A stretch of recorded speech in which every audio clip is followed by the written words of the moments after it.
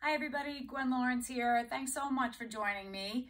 Today we're going to focus on regeneration and restoration after you do all of your balancing work and challenging your wrist joint. So let's get right to it. When we're balancing a lot, we're really holding isometric contractions in our inner thigh, in our outer thighs, our core. So let's give it a little break. Let's open it up a little bit.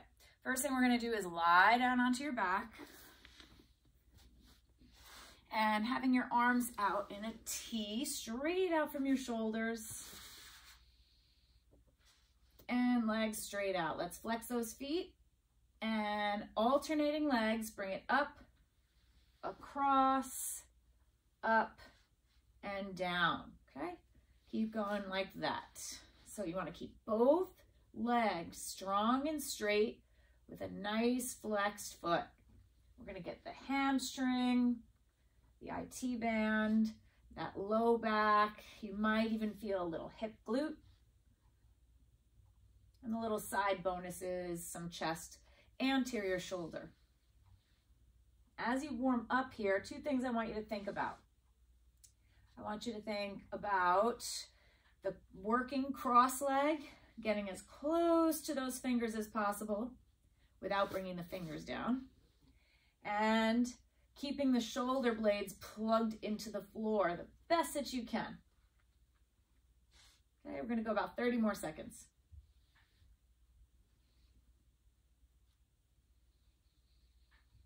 This one gets so many joints and muscles. It's a really nice standalone move. It also squeezes that stale air out of the lower lung. Sometimes when you're doing a lot of balancing work, you're focusing so deeply that you tend to hold the breath and you're not really getting those nice deep cleansing breaths. One more each way.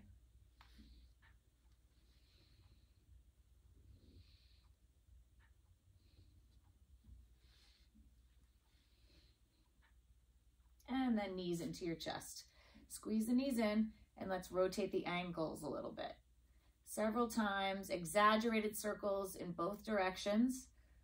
So as you could imagine, when you're doing your balancing poses, all of the little lower body, especially ankle and foot muscles, are called to action, and they're just constantly working and adjusting to balance you there. So let's get those ankles working too, and squeeze and release the toes. And rock yourself up to seated. Swing the legs around onto your hands and knees. So we're going to further open up the feet. We're going to have the knees about hips width apart, if not closer. Toes are tucked. I want you to peek down and notice that the heels are straight up to the sky. So do not let them drop out, nor do not let them slouch together. Okay? You're going to come back, butt all the way down on the heels, toes tucked, heels straight up to the sky, and walk yourself up. So in the beginning, you might only be here. Some people like to grab a block and displace their weight a little bit, but know that eventually you're coming up without arching the back, shoulder, rib cage, hip in one line, right over the ankles, and hold. So not only are your ankles, feet kind of worn out after balancing work, but this helps with plantar fascia problems. It helps with speed, increasing your speed because you get more power to push off when you have more range of motion in the ankle and the toes. If you're a swimmer, this is going to give you those flippers for more power kicking. I know this is not always very comfortable. If you're in an acute turf toe or Achilles plantar fascia problem, lay off this one until you feel better, but know that this is something that you should continue to do so that doesn't happen again. We're going to stay about 30 more seconds. Try not to come out. Try not to give up.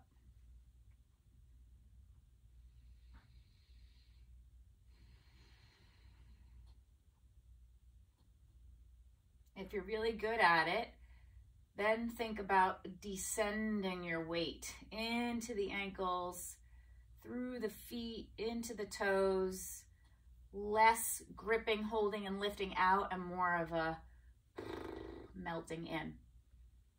One more deep breath. And then onto your hands and knees. Untuck the toes and just rock them back and forth a few times. I know it's not the favorite, it's not a fan favorite, but it certainly is necessary. And by the way, if it's a deep stretch for you, it's one you should be doing. So let's go the opposite way now. And I prefer people to grab blocks. If you don't have blocks, a foam roller works, stacking pillows, rolling up blankets, anything that get your knees a little higher. If you have blocks, two the same size, we're gonna go like this, and you're gonna go ahead and climb your knees up on the blocks. Okay, this time toes are untucked, and you want to feel the toenails on the floor.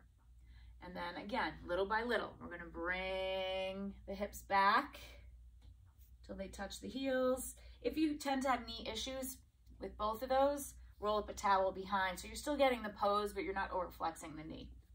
And I should have said that before. And then if you can, we're going to come upright.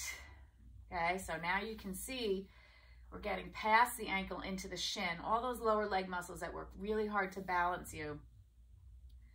We said it was a regen day, right? Or regen time after all that nice hard work you did with your flow.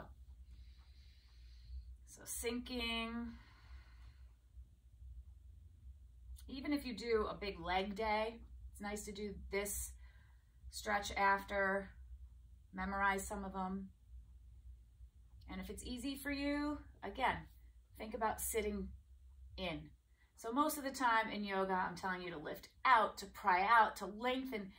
And for this one, I'm asking you to sink and descend. We're gonna stay 30 more seconds. Try not to come out, please.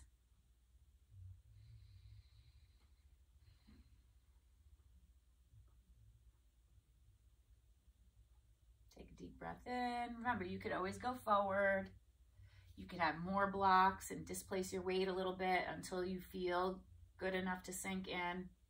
You want to feel a stretch. You don't want to feel knifing, bad, compressive pain. Okay, take a deep breath and carefully come forward. Off your support. Let's tuck the toes this time. Rock back and forth. I like to stretch one leg back at a time. Some people prefer to go into a down dog here. So whatever works for you. So just like we opened the IT band in that first move, we're going to target the inner thigh a little bit here, coming onto your hands and knees. If you have those blocks, let's put them this way now. And notice my hip is right over my knee joint, hip joint, knee joint, and slide it out into a frog pose. So the feet go out, or the knees go out as far as they possibly can. Everybody's different. Every day is different, especially as a regen and post strength work. So see that my hip is still in alignment with my knee. I'm not here and I'm not here. Essentially, my hip joint is a 90-degree angle, my knee joint, and my ankles. I prefer to have blocks so that I can weigh really heavy in the blocks, my chest, upper body. Once I do that, I notice that my groin and inner thighs stop fighting so much and really open up. So try to release from the waist up, feel that stretch from the waist down. This type of inner thigh work also nice to help protect the knee. Some people aren't far enough down and the bones are grinding, the knee bones are grinding into the floor. If that's the case, before you go down, roll your mat lengthwise 2 or 3 times so you have a lot of cushion. So usually in my classes, we do this for about 5 minutes. This is a short post-flow regen, so we're gonna do it about 1 more minute.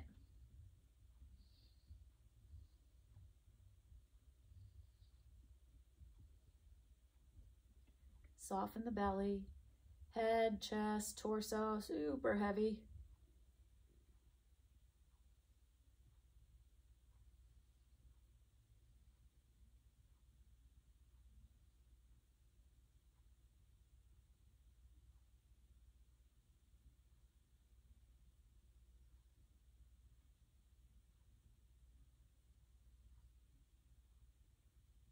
Last 30 seconds. Can you get out there a little further?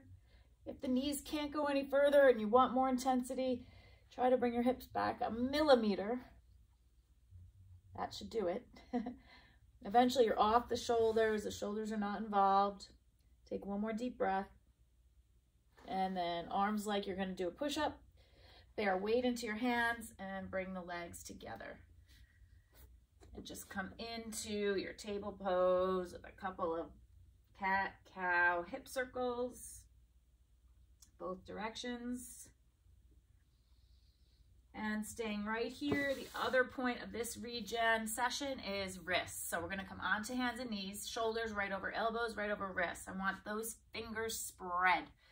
Okay, you're going to push into your hands and make a perfect handprint on the floor.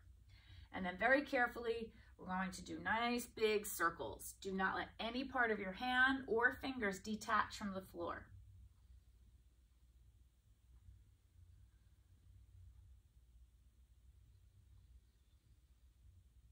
Strong arms and go the other way. Feel free to play around with how close together your thumbs are too, especially if you're more flexible. If you bring them closer, you'll just get bigger circles. Okay, and then come back to center. If you need to come up, shake them out a little bit. And now we're going to bring the fingertips out, 3 o'clock, 9 o'clock. Spread the fingers out, same rules apply. Equal space between each finger, make a perfect handprint. No part of your hand, no finger detaches, and do some circles. Oh, did you hear that crack? Wrist crack. If you feel a particularly juicy spot, don't be afraid to hold it there. Keep going. You're going to get into your forearms here too. And then other direction.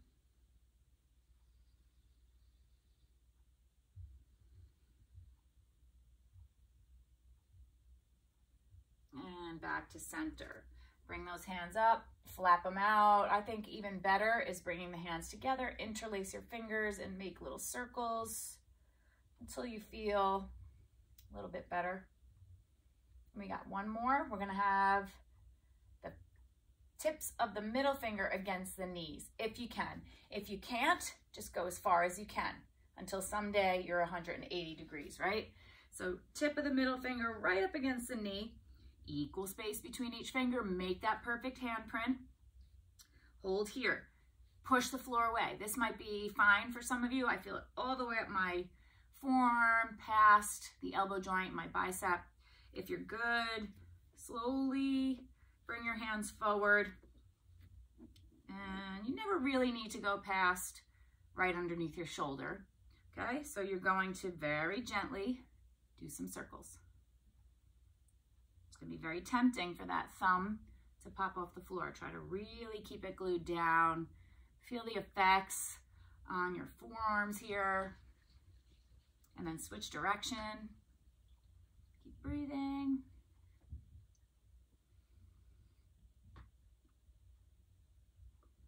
And then come to center. Now we're just going to go forward and back. And when you come back, the wrist joint peels off the floor very slightly. Just enough to slide a piece of paper under. Feel it all the way down through the palm to the fingers. If you're on the computer a lot, this is a necessity. And then come to neutral, carefully unwind, unwind. Same thing if you want to just come up and flap them out, roll them out, bring them together, make little circles. Everybody's going to feel better doing something different. Shake, shake, shake. And there you have it, our post flow for balance and wrists. I hope you enjoyed it. Thanks for sticking with us, and we will see you next time.